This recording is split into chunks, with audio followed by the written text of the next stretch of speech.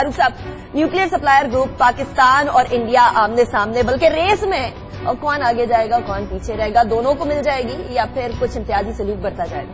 बिस्मिल्लाहिर्रहमानिर्रहीम, बहुत शुक्रिया। मेरे ख्याल रेस में तो इंडिया पाकिस्तान से आगे है। सही, क्योंकि उन्होंने अप्लाई किया 12 मई को फॉर्म की जो मेंबरशिप के लिए थी एनएसजी के लिए, पाकिस्तान ने 19 मई को किया। आप उनकी एग्रेसिव डिप्लोमेसी देखकर सफारतकारी कि जनाब उनको मालूम है कि चीन सबसे बड़ा हर्डल है उनकी इस मेंबरशिप में। अमेरिका की उन्होंने सपोर्ट ले ली है, बरतानिया की सपोर्ट है, रूस ने उनकी सपोर्ट का ऐलान कर दिया है। तो आप देखें कि वो अपने इंटरेस्ट के लिए वो कैसे भागे भागे चीन गए हैं उनके फॉरेन फैक्ट्री 2 दिन पहले।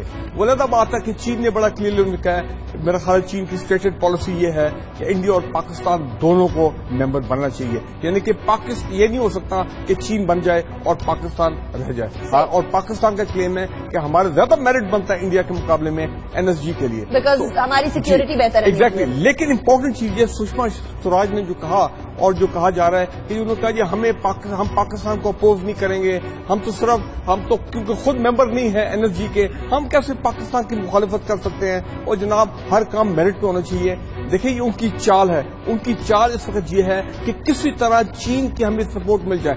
एक दफा वो एनएसजी में आ गए और चीन इस ट्रैप में आ गए कि ठीक है बाद में पाकिस्तान को भी कर देंगे, इंडिया ने हमें कह दिया है।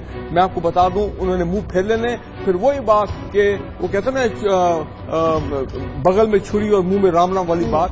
आप इंडियंस को ट्रस्ट नहीं कर सकते, they are very very cunning, very clever people, ठीक है ना जी। तो चाइना को जो सीक्रेट अभी दौरा किया उसके बारे में बात करते हैं। सुषमा स्वराज साहिबा की आपने बात की, चीन से डिप्लोमेसी चल रही है। जब ये बात फारूक साहब समझ रहे हैं, चीन समझ रहा है या नहीं समझ रहा? इंडिया डेफिनेटली सीक्रेटली गई उधर, कुछ ना कुछ लेन देन की बात भी हुई होगी, कुछ ना कुछ ऐसी बात भी हुई होगी। एक मैं जरा फारूक साहब के कमेंट पे तबसरा करना चाहूंगा। फारूक साहब ने इंडिया के बारे में जो कहा वो दुरुस्त हो सकता है। इंडिया कनिंग है, इंडिया यार है, इंडिया जालिम है, इंडिया जो कुछ मर्जी है, लेकिन इन 23 मुल्क जो है ना, 48 मुल्कों में से 23 मुल्क उसकी हमायत कर चुके हैं। 1 या 2 ने तहफ़्फ़ुज़ात का इजहार किया है और एक वसी इत्तफ़ाक़ राय पैदा हो चुका है और वो पिछले 2 सालों से इसके ऊपर काम कर रहे थे और 140 दौरे उन्होंने मुख्तलिफ मुल्कों के किए हैं। मोदी खुद 40 मुल्कों में गया है। जरा इंडिया की इस परफॉर्मेंस को देखिए और अपने फॉरेन ऑफिस की परफॉर्मेंस को देखिए। आप अकेले चीन के ऊपर इन्हिसार करके कितनी देर तक अपनी फॉरेन पॉलिसी को सहारा देते रहेंगे? आपको खुद भी तो आलमी बरादरी के साथ कोई राब्ता करना चाहिए, कोई कंसेंसस हासिल करने की कोशिश चाहिए, वो हमें नजर नहीं आ रही। देखिए ये भारत के सेक्रेटरी खारजा खुफिया दौरे पे गए थे, 2 दिन का दौरा था, वहां जाकर उनकी आला सतह पे मुलाकात हुई। चीन ने ये तो इनकार नहीं किया कि भारत को न्यूक्लियर सप्लायर ग्रुप का हिस्सा बनना चाहिए, बिल्कुल बनना चाहिए, लेकिन जो तरीकाकार इख्तियार है वो कर रहे हैं, इसके ऊपर तहफ़्फ़ुज़ात का इजहार किया। उन्होंने कहा जी ना कोरिया ने सीटीबीटी पे साइन किए हैं, एनपीटी पे साइन किए हैं, ना पाकिस्तान ने ना इंडिया ने। अगर आप रूल्स को रिलैक्स करके इंडिया को फेवर दे रहे हैं तो वजह बता दीजिए कि पाकिस्तान को क्यों नहीं दे रहे। पाकिस्तान जो कहता है कि अगर जहां गैर मुसावियाना या एक इम्तियाजी सलूक किया गया, इम्तियाज बरता गया, तो फिर मेरे पास न्यूक्लियर के अलावा और कोई ऑप्शन नहीं रह जाएगा। इस चीज को इससे बचने के लिए उन्होंने कहा कि आलमी बरादरी एक इंसाफ पर मबनी फैसला करे, इसके मेरिट को सोचे।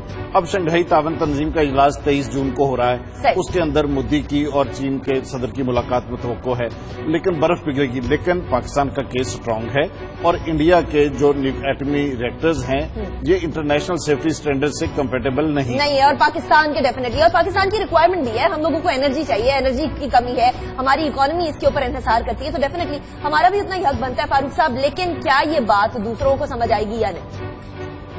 मैं ये कह रहा हूँ कि अब तो 1 हफ्ता ये इजलास रहना है जनूबी कोरिया में। अब कितना वहां पे क्या लॉबिंग होती है, ये तमाम ममालिक वहां मौजूद होंगे। चीन की वहां पे स्टेटेड पोजीशन क्या सामने आती है, कुछ लोग जो हैं जो कि पाकिस्तान के पॉइंट ऑफ व्यू को सपोर्ट कर रहे हैं, वो पोजीशन भी सामने आएगी।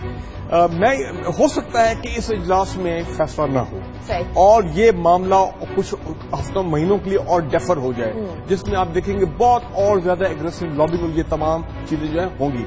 अच्छा, इसमें एक बड़ी इंटरेस्टिंग चीज सामने आई है कि सुषमा स्वराज ने कहा कि पाकिस्तान के वज़ीर-ए-आज़म नवाज शरीफ साहब और प्राइम मिनिस्टर मोदी के साथ बड़े खुशगवार ताल्लुकात हैं। तो बात तो सही है, उनकी ताल्लुकात तो हैं कि जिस तरह वो ऑपरेशन से पहले अगर कि उन्होंने फोन किया तो उन्होंने मोदी साहब को शुक्रिया का फोन किया जो उन्होंने उनके लिए अपना गेट वेल मैसेजेस शुरू में भेजे थे।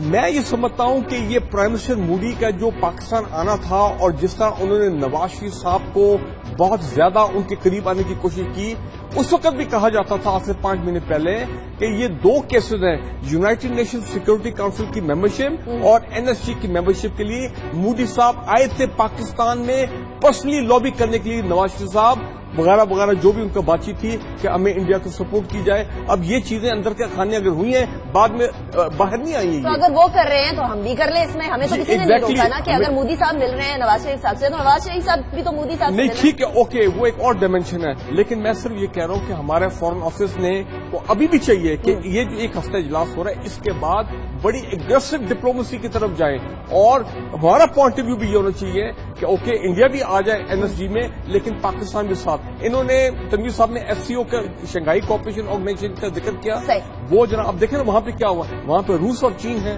दोनों के ताल्लुकात इंडिया और पाकिस्तान के साथ अच्छे हैं। तो क्या हुआ है, उन्होंने कहा जी दोनों को इकट्ठी मेंबरशिप दी जाएगी शंघाई कोऑपरेशन ऑर्गेनाइजेशन। इससे कुछ कॉम्पिटिशन भी नहीं आएगा। अमेरिका की पॉलिसी कुछ और होती है तनवीर साहब, लेकिन रूस और चीन की, जिस तरह फारूक साहब ने भी बात की, डिफरेंट पॉलिसी। अगर इस तरह की पॉलिसी को कंटिन्यू करें तो खित्ते में जो एक रेस का आंसर है वो कम होने की चांसेस है। देखिए बात यह है कि ये जो आलमी सियासत है इसके अंदर कोई बात इसलिए नहीं मान ली जाती कि वो बात सही है, दुरुस्त है, इंसाफ में मबनी है।